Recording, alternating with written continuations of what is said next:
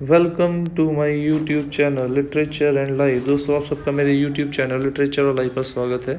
आज इस वीडियो में मैं आपके लिए लेके आया हूँ ट्रांसफॉर्मेशन सीरीज़ की अपनी 7th वीडियो, जिसमें हम लोग पास्ट पार्टिसिपल के ट्रांसफॉर्मेशन के दूसरे रूल्स को समझेंगे। और अगर वीडियो का कंटेंट अच्छा लगे तो वीडियो को लाइक और कमेंट ज़रूर कीजिए, और ऐसे वीडियोस के लिए चैनल को सब्सक्राइब कीजिए।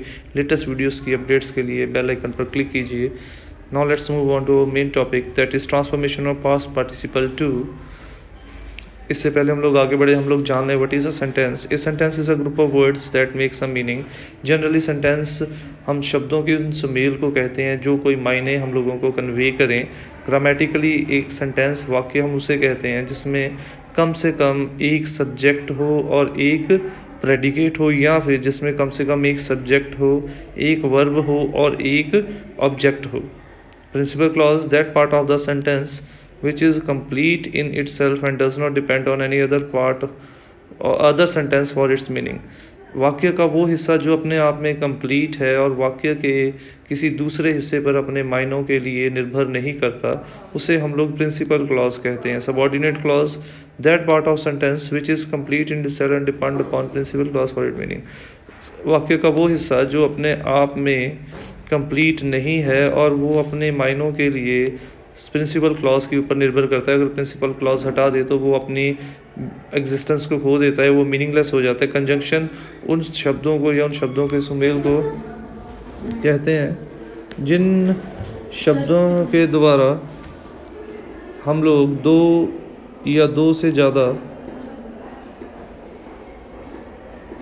सेंटेंसेस को कंबाइन करके एक बनाते हैं। तो कंजंक्शंस या कनेक्टर्स उन शब्दों के सुमेल को या उन शब्दों को कहते हैं जो दो या दो से ज़्यादा सेंटेंसेस को कंबाइन करने में हमारी हेल्प करते हैं। Now let's start our main topic. In these sentences both the sentences are past indefinite in active form. इसमें भी दोनों के दोनों वाक्य जो हैं हमारे वो पास्ट इंडेफिनिट में होंगे, एक्टिव फॉर्म में।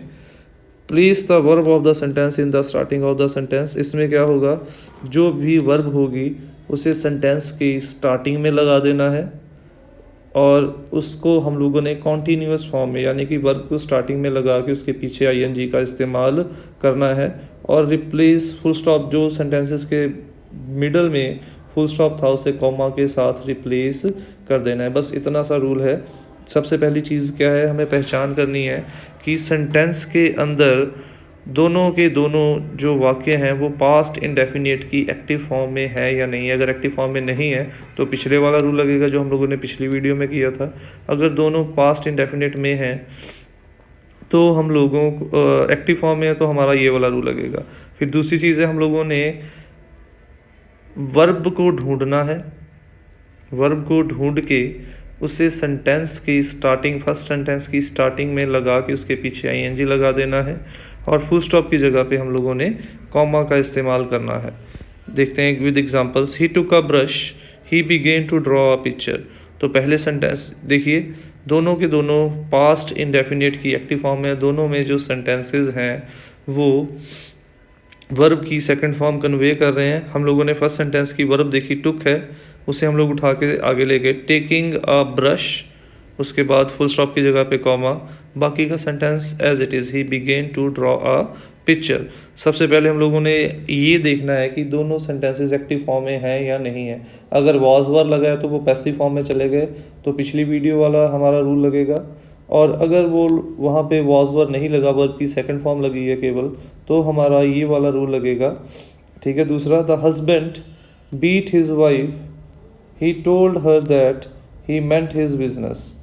अब यहाँ पे भी हम लोगों ने देखा दोनों ही सेंटेंसेस पास्ट इंडेफिनिट की एक्टिव फॉर्म में है। फर्स्ट सेंटेंस की वर्ब को हम लोगों ने आगे ले लिया, beating his wife, full stop की जगह पे हम लोगों ने कॉमा लगा दिया। The husband told her that he meant his business. और इस सेंटेंस में एक चीज़ और हम लोगों ने याद रखनी है, जहाँ पे हमारे नाउन और प्रनाउन डिफरेंट हैं वहाँ पे हम लोगों ने क्या करना है, replace the pronoun of the second sentence with the noun of the first.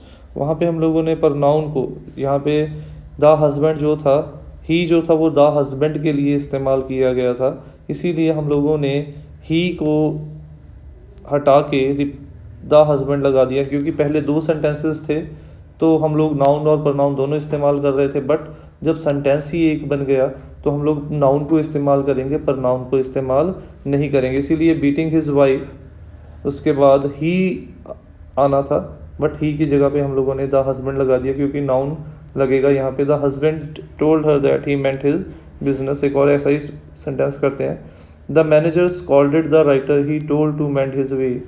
फिर से दोनों पास्ट इंडेफिनिट की एक्टिव फॉर्म में है, वर्ब को आगे ले गए, स्कॉल्डिंग द वेटर, ठीक है, कॉमा, फिर से नाउन को प्रनाउन को हम लोगों ने रिप्लेस कर दिया नाउन के साथ, the manager told him to mend his ways. तो ये थी हमारी आज की वीडियो, जिसमें हम लोगों ने सीखा कि किस तरीके से पास्ट पार्टिसिपल की सेकंड रूल को हम लोगों ने ट्रांसफॉर्म करना है। इसका सबसे बड़ी पहचान ये है कि इस सेंटेंस के अंदर हमारे दोनों के दोनों जो सेंटेंसेस है वो पास्ट इंडेफिनिट की एक्टिव फॉर्म में होंगे। और दूसरी चीज़, जो दूसरा रूल था इस सेंटेंस का, वो ये था, जब हम लोगों ने पहचान कर ली कि दोनों एक्टिव फॉर्म में है पास्ट इंडेफिनिट की, तो पहले सेंटेंस की जो वर्ब है उसे स्टार्टिंग में ले जाके उसके साथ आईएनजी लगा के उसे कॉन्टीन्यूअस फॉर्म में कन्वर्ट कर देना है। उसके बाद फुल स्टॉप की जगह पे हम लोगों ने कॉमा के साथ रिप्लेस करके सेंटेंस को ट्रांसफॉर्म कर देना है। अगर दोनों सेंटेंसेस में नाउन और प्रनाउन सेम है तो हम लोगों ने सेकंड सेंटेंस के प्रनाउन को नाउन के साथ रिप्लेस कर देना है, और बाकी का रूल वैसा का वैसा ही रह जाएगा। Thanks for watching the video. Don't forget to subscribe my channel. Click on the bell icon to get the latest updates.